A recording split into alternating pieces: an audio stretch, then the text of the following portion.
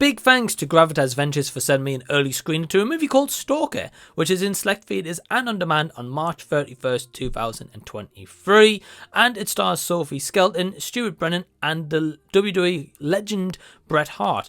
Is this movie actually any good? Well, let's talk about it in a spoiler-free review.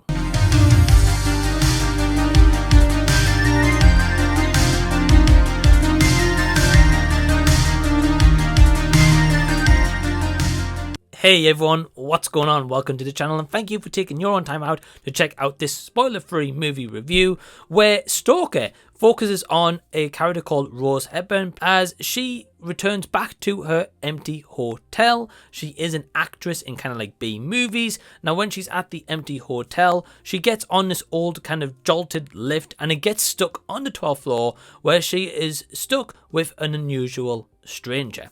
Now that's all I'm going to tell you, and what I would advise you guys to do honestly is don't read the plot on Google or anywhere like that, and I won't be including it in the description box below because I read the plot which was sent to me on a synopsis on the email with the screener, and it basically kind of ruined the movie for me to an extent because I already knew kind of where it was going. Now going into this movie, I saw the poster, I was like, oh, I'm kind of intrigued. I'm a big wrestling fan, so when I saw Bret Hart's name in there, I was like, Bret Hart acting? Really?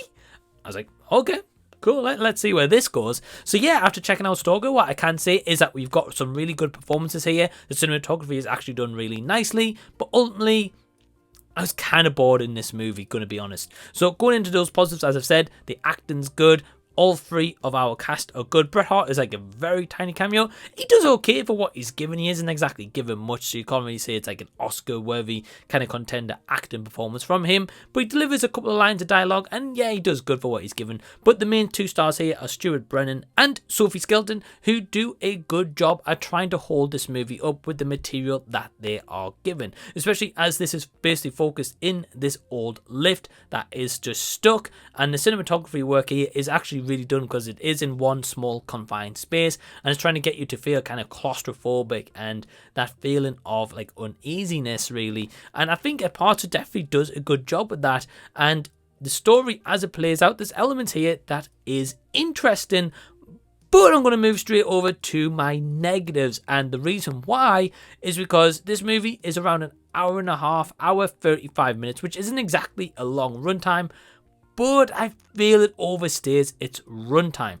because it doesn't really have much material here. It is a very thin story, and I feel like it's kind of stretched out to extend the runtime, and I feel like it didn't really need to, and it takes around an hour-ish in before things really start to happen.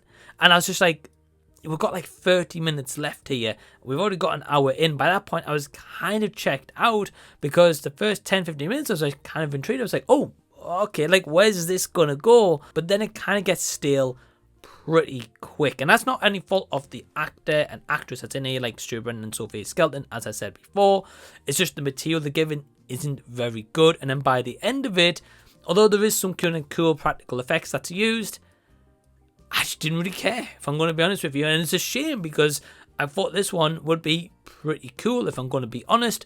But unfortunately, it isn't. But then ultimately, it wastes what is really a simple premise. And I thought, how can I do that? But somehow managed and achieves that. So overall, my overall score for Stalker is...